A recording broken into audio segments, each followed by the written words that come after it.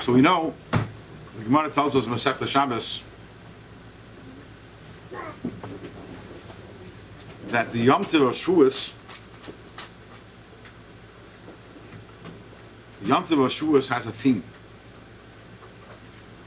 What is the theme of the Yom Tov of Shevues? It's a numeric theme. It's a number. Yom Tov of Shevues is associated with a number. What number is that? 50. Associated with number 50? Okay. That's what it says in the Torah. But the Gemara says it's associated with the number 3. In the words of the Gemara, Brich Rachmana, blessed is the Ebershter, the Yoav who gave Uriyant Lisoi, he gave a triple Torah, La'amat Lisoi, to a triple nation. The Yarchat Lisoi in the 3rd month, the Yomat Lisoi on the 3rd day, Aidit Lisoi through the 3rd one. So the Torah is a triple Torah. Torah is comprised of Torah, Nevi'im, and Ksuvim. And the Torah was given to a triple nation, a nation that consists of Kehanim, Levim, and Yisraelim. And it was given in the 3rd month, which is the month of Sivan. On the 3rd day, as the Pasuk says, Hashem says, Hayu Nechoinim Layim Hashlishi, be prepared on the 3rd day, Ki B'yem Hashlishi Yered Hashem, because on the 3rd day Hashem is coming down on Har Sinai. So it was given on the 3rd day. And it was given through the 3rd one, Moshe Rabbeinu, who was the 3rd in his family, Miriam, Aaron, and Moshe. Okay, that's cute. And this year, by the way, we have 3 days of Yom Tov.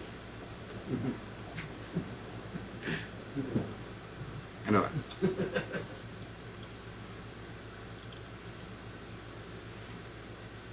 What is the significance of the fact that the Yom Tov of Shevues is associated with the number 3?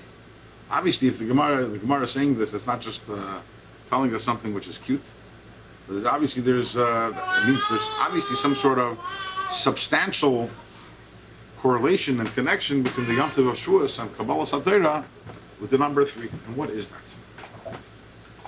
So this is something which is talked about in Chassidus extensively, in the Rebbe's Torah specifically. What do the numbers 1, 2, and 3 represent? The number 1 is not very difficult. Number 1 represents Echad Miyadea. Who knows 1? Hashem. 1 is Hashem. Echad Yochud Miyuchad. What is 2? Okay. That's in that song. But in larger context, what is 2? The number 2 represents everything else other than Hashem, which didn't exist. Before the creation of the world, there was only the one. Asher Malach B'Terem Kol Yitzun Yivra. Right? There was Hu Shmei Levad. There was only Hashem, and then suddenly Hashem creates the world, and the world represents an entity which, at least in its own perception, is a yesh. This is what we've been talking about the entire time. And now we have something which is, when Hashem introduces himself to Klal Yisrael, we're going to go with Hashem to Shul on 2 days from now. And we're going to hear Hashem introduce himself. He says, Anoichi Hashem Alikecha. Anoichi begins with an aleph. I am the one. And when it talks about Bereshis Bara Alekim Shemayim V'Sa'aretz, it talks about Hashem creating the world. That's a base, because there's the aleph is of Anoichi. The Bereshis Bara, the creation of the world, that is the base. That is the second entity. Take a moment just to remind everyone that the Rebbe, something which the Rebbe requested numerous times, that when it comes to the reading of the Torah, that everyone should be present in the shul. On the first day of Shevues, the Sunday, Anashim, Nashim V'Taf, men, women, children, even tiny little children, just like by Matan Torah, the first time every single Yid was there by Kabbalah Satira. The Rebbe urged and encouraged the same thing as also. So if there's anyone that you know that can be urged or encouraged to go to the shul on the first day of Shevues to hear the Kabbalah Satira, that's something which is very significant. But back to our topic. And by the way, this is something which is also alluded to in Bereshis itself, where we have, on the first day we know, we don't have Yom Rishon, Yom Sheni, Yom Shlishi. V'erev ha'yiboker, it's Yom Sheni, Yom Shlishi, but Yom Echad. And why? What does Chazal say on that? And Yom Echad is because on that day Hashem was alone. Yom Echad. And then comes along the second day. And suddenly in the second day, there is what's created is Machlokes, is division. Now there's a new Metzias other than Hashem. And what do we have on the second day of creation? There is no Kitoiv. There is no Kitoiv on the second day of creation. Why? Because the number 2 is not good. Number 2 represents Machlokes. What is it? Not only Machlokes in people. Number 2 represents the idea, a departure from division, and a departure from the unity The unity from Hashem. The unity of Hashem. Yom HaShlishi took one kito for We'll talk about the, well, right now, when you say Yom HaShlishi, we're getting back to our number of Shevues is 3. Remember, we're going to get there, right? Why did Hashem create a 2? Why was 2 created? What was wrong with 1? What was wrong with when there was only Hashem? In the words of the Tanya that we're talking about right now, we're learning all about this idea of Yesh Mi'ayin. What is that? What is Yesh? As long as there was only Ilah V'Olul, there was only 1. There wasn't 2. Because everything was just a direct extension from Hashem, which felt itself as a direct extension of Hashem. So no matter how many spheres there are, you have Chetzek, Gvur, Tferes, it's all 1. Iyu V'Chayoy. How do we begin the Perek? Iyu V'Chayoy Chad. Iyu V'Garmoy Chad. That Natzilus, it's all Echad. It's called the Olam HaAchdus. It's all oneness. Where does the number 2 begin? With Yesh Mi'ayin. Yesh Mi'ayin. Now we have a Yesh. There's something other than Hashem. Why did Hashem do that? Malchus is what creates it. But why? Why was it necessary? What's the plan? And we know that the reason is because Hashem wants that we should arrive at number 3. Number 3 is the merging and the unity between... Recording in progress. The merging and the unity between the 1 and the 2. Which represents the idea of Shalom. Shalom, which begins with a Shin. And a Shin has 3 heads to it. Which represents the idea, because peace is the idea of 3. What is peace? Peace is you take 1 and 2 and you bring them together to create a 3rd entity, which is a combination of the 2, and that is what Shalom is all about. Hashem wanted that there should be the Gilui of Hashem, the Gilui of Hashem's glory in the place of Yesh, in the place of what's called the Olam HaPirut. And what the Zohar talks about, the Turi de Pruta, this world which is a place which is separate from Hashem, Hashem wants that He should be revealed there. He wants a Dira b'Tachtoinim. He wants to be, what does a Tachtoinim mean? A place where He is not felt, and a place that comes in streams and says, I'm a Yesh. That's where Hashem wants to be. Where did you say the Shin comes from? Where, what's the pasuk or the word that the Shin was from? Shalom. The word Shalom begins... I know Shalom, but in terms of 1, 2, 3, what is Shin is... No, I didn't say a pasuk. All I'm saying is that this is represent the word Shalom. I didn't mention any pasuk. Shalom means... Right. Okay. And this is what happened on Shevues, which also begins with a Shin. And the Torah is given on Shabbos, which also begins with a Shin, right? What happened on Shevues, which is the big question, the big puzzling question, which we probably talked about in previous years. What is the significance of the event of Shevues? The Torah we had beforehand. You know that the Avos kept the entire Torah before it was given. Which, by the way, think about the oxymoron of that. How did they give it before it was given? Obviously, they had it. Obviously, they learned it. Who gave it to you? That's a good question. And we'll If there's no Matan Torah, how do you later on. Yeah, Ruach HaKodesh, the guy from Ruach HaKodesh. In Siman That Chav, mean they got it? They got it through... The Ruach. in Siman Chavav, in the Geras So what's the HaKodesh. point of the Matan Torah? In Siman Chavav, in the Geras HaKodesh, the Rebbe will talk about how they knew all the Torah. So a good question. But the point is, they had it. We know there was yeshivas. We know that Avram, the Medrash Avram was Zaken Yeshiva. Shem ve'ever. Shem ve'ever, and then Yaakov sends Yehuda to start a yeshiva in Mitzrayim before he comes down. And with the Levim, what were they doing the entire time in Mitzrayim? They weren't working as they're learning Torah. And suddenly comes the big day, and what? We're getting the Torah. What are we getting the Torah? We had the Torah. Yeah. So you're going to say, well, not Torah was completed? No, Torah wasn't completed. Torah was completed on the day that Moshe passed away. And Zion Adar. That's when he finished writing the Torah. So what happened? Now, we know it was a spectacular event. We know it was amazing, something which never happened before and never will happen again until Mashiach comes, that Hashem should reveal Himself to the nation and speak to us directly. We know it was a spectacular event, but the question is, what happened?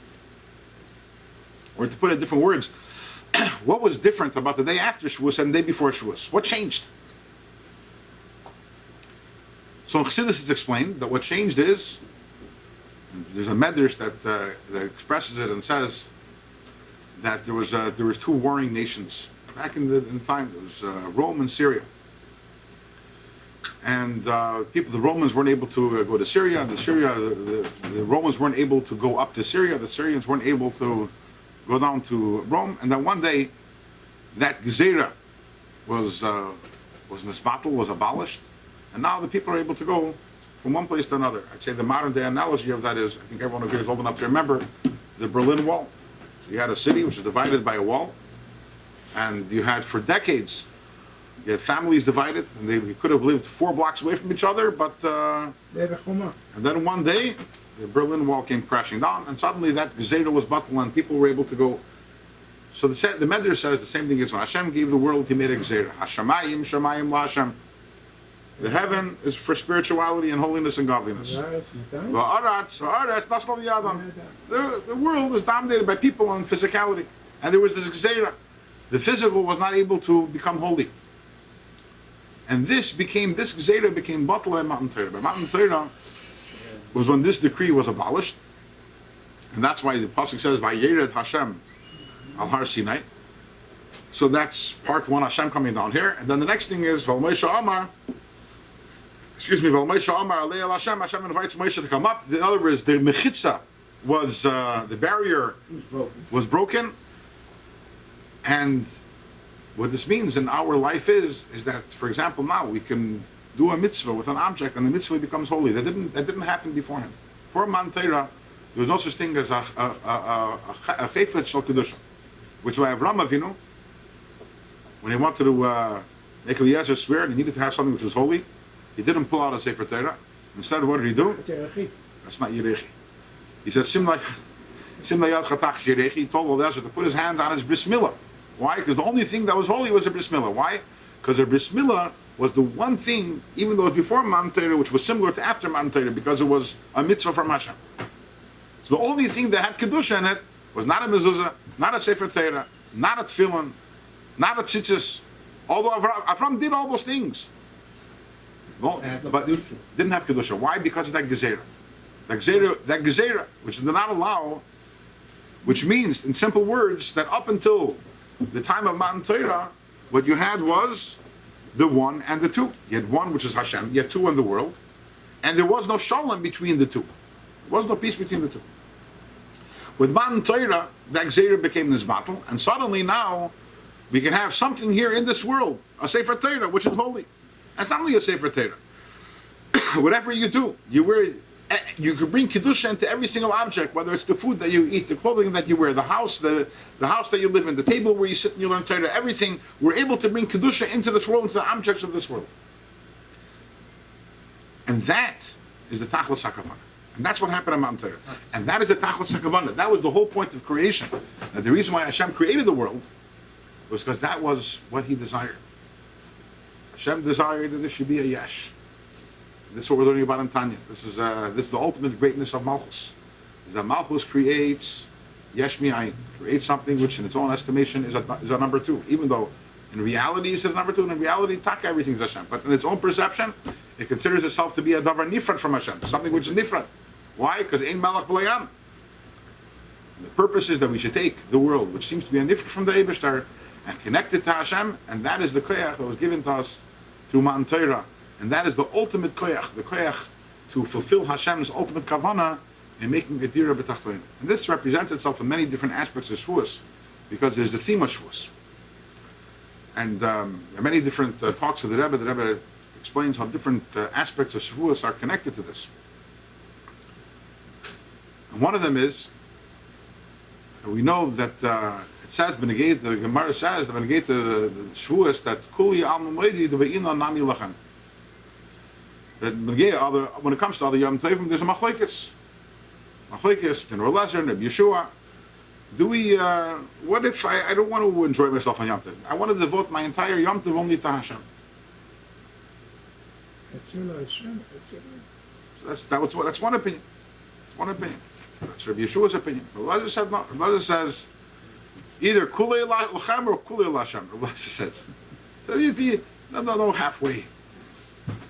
There's no halfways.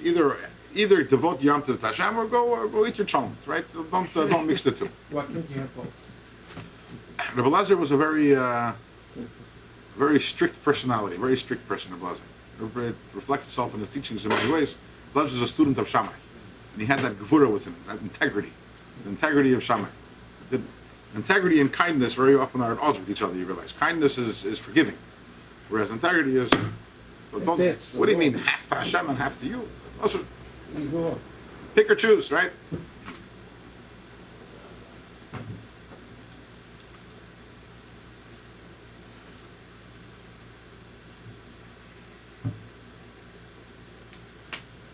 However, the Gemara tells us that's when it comes to every Yom Tov. When it comes to Shevues, Kul Yom, everyone is made at the beginning of Nami Lachem, and Shevues, you need to enjoy yourself. You need to eat cheesecake on Shevues. On Shevues, there's a, don't prava. They say prava eskafia. Don't be holy. Shevues, your body has to enjoy yourself. And this, even though that we don't pass in the Kabbalah Azar, we pass in the Kabbalah, be sure that every Yom Tov, we have to enjoy ourselves. But there's still a halachic application for this, which is a concept with something which is not really done these days, but it's called tainis cholam. If someone has a bad dream, so you can do a fast to remove any ill effects of the dream. And the halacha is that a tainis cholam you're allowed to do even on Shabbos or Yom Tov. So if a person that had a bad dream on Friday night, technically there'd be allowed to fast on Shabbos. Please don't do so without consulting with the Rav, and the Rav hopefully will tell you no. But I'm talking more in theory. Shevues is an exception to the rule. Shevues, you can't fast the Tainis Cholam. On Pesach, you can fast the Tainis Cholam. On Sukkot, on Simchas Torah, not on Shevues. Why? Because Kul Yom HaMoed, everyone admits on Shevues. Because if you're going to sit on Shevues, and you're going to daven and learn, and not partake of the physical world and make the physical world holy, you're missing the whole point of Shevues. The whole point of Shevues is the number 3. Not number 1, not separating ourselves and removing ourselves from this world and entering the world, is bringing Kedusha into the world. And that's Dafka through Taka, acting in a physical way and taking pleasure, but doing it in a holy way and being Machnis Kedusha and bringing Kedusha into the world.